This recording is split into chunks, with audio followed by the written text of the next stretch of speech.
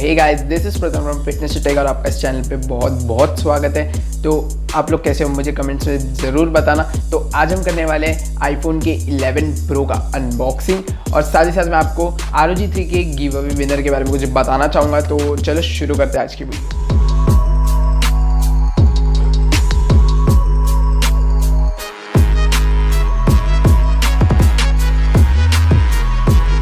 शुरू करने से पहले अगर आप इस चैनल पे नए हो तो प्लीज़ सब्सक्राइब करके जाना। यहाँ पे गिवअवेज आती रहती है तो आप उसमें पार्टिसिपेट कर सकते हो। और साथ ही साथ हमारे चैनल पे यहाँ पे Note 20 अल्ट्रा का गिवअवे चल रहा था जिस पे मैंने टारगेट रखा था कि 10,000 सब्सक्राइबर्स होते ही मैं उसका विनर अनाउंस कर दूंगा। तो हम 10,000 के बहुत करीब है, तो ऐसे ही सब्सक्राइब करके यहाँ पे बेल नोटिफिकेशन को भी बजा देना।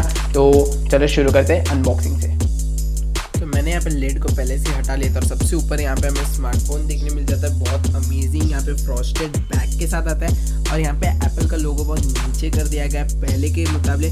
और यहाँ पे कैमरा भी मुझे देखने में अच्छा लग रहा है। कैमरा प्लेसमेंट मुझे देखने में बहुत कूल लग रही है। और यहाँ पे साथ ही साथ ये जो मैट फिनिश है बहुत ज़्यादा ही अमेजिंग लग रहा है। जो इसका इन हैंड फील है बहुत ज़्यादा अमेजिंग है।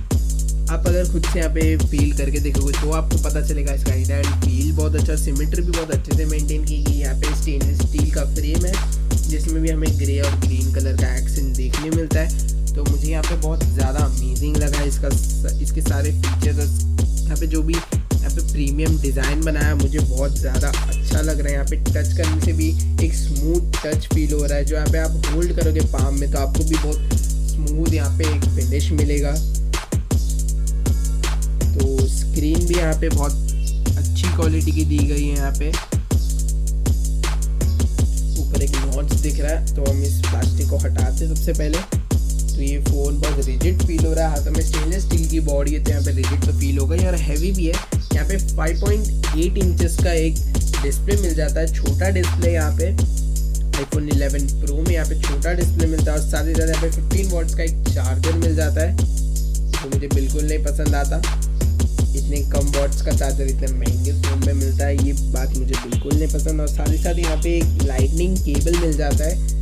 जो आईफोन का प्रोप्राइटरी केबल होता है वही वाला लाइटनिंग केबल मिल जाता है और एक लाइटनिंग केबल वाला ईयरफोन भी मिल जाता है हमें इन द बॉक्स। तो यहाँ पे एक्सेसरीज तो दी गई है सारी, यहाँ पे कोई कंप्लेन नहीं है।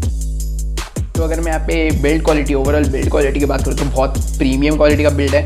यहाँ पे एप्पल का फ़ोन है, एप्पल का फ़ोन में बिल्ड क्वालिटी बहुत ज़्यादा प्रीमियम होती है। यहाँ पे बहुत मतलब फिनिशिंग में भी बहुत अच्छे से ध्यान दिया। मैं आपको दिखा देता हूँ किस तरीके से यहाँ पे फिनिशिंग दी गई है। स्टेनलेस स्टील का फ्रेम मिल जाता है हमें। दूसरे कोई स्मार्टफोन में हमें एल्यूमिनियम बॉडी मिलती है, फिर भी यहाँ पे स्टेनलेस स्टील वाला बॉडी मिल जाता है। तो यहाँ पे बहुत ज़्यादा रिजिड बन जाता है ये। और फ्रंट और बैक दोनों की तरफ ग्लास बैक और ग्लास फ्रंट मिल जाता है। तो यहाँ पे बहुत अमेजिंग है। प्रोटेक्शन तो बताई नहीं जाती किस तरीके की प्रोटेक्शन है, बट यहाँ पे बहुत प्रीमियम बिल्ड है। यहाँ पे हाथ में पकड़ते ही समझ में आता है कि इसका बिल्ड बहुत ज़्यादा प्रीमियम है। यहाँ पे एप्पल का लोगो भी मिल जाता है और ये एकदम ग्रेइश ग्रीन कलर में आता है। तो यहाँ पे मुझे इसका कलर और जो ओवरऑल बिल्ड है बहुत पसंद आया। सामने की तरफ यहाँ पे नॉच मिलती है, ओलेड पैनल है, बट यहाँ पे सामने की तरफ एक बड़ी सी नॉच मिलती है जो मुझे अनोइंग लगता है। बट यहाँ पे जो सेट करता है, यहाँ पे एक सेंसर सेट करता है जो आपका फेस रिकग्नाइजेशन करता है और फेस आईडी उसी से वर्क करती है। तो यहाँ पे ये एसेंशियल था उसके लिए यहाँ पे रखा गया है, लेकिन मुझे फिर भी नहीं पसंद आता इतना बड़ा नॉच। अगर मैं Asus के ROG 3 के विनर के बारे में बात करूँ तो यहाँ पे उसका विनर हम अनाउंस करने वाले संडे को।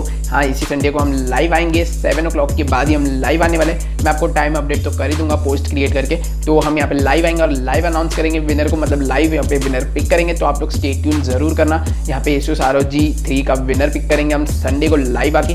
तो आप लोग ज़रूर से स्टे ट्यून करना। अभी आप सब्सक्राइब कर लेना चैनल को और बेल नोटिफिकेशन को बजा देना, बिल्कुल मत भूलना ये करना ताकि आप मिस नहीं करो इस लाइव इवेंट को। तो अगर हम यहाँ पे डिस्प्ले की बात करें तो 5.8 इंचेस का एक सुपर एमोलेड तो नहीं बोलना चाहूँगा, यहाँ पे ओलेड डिस्प्ले यूज़ करता है। यहाँ पे रेटिना वाला ओलेड डिस्प्ले यहाँ पे यूज़ करता है ये फ़ोन। तो यहाँ पे ब्लैक्स बहुत पिच ब्लैक लगती है यहाँ पे। और यहाँ पे ये है आईफोन 11 प्रो मैक्स वाला वेरिएंट। तो इसकी डिस्प्ले बहुत बड़ी है, 6.4 इंचेस की डिस्प्ले मिल जाती है वहाँ पे।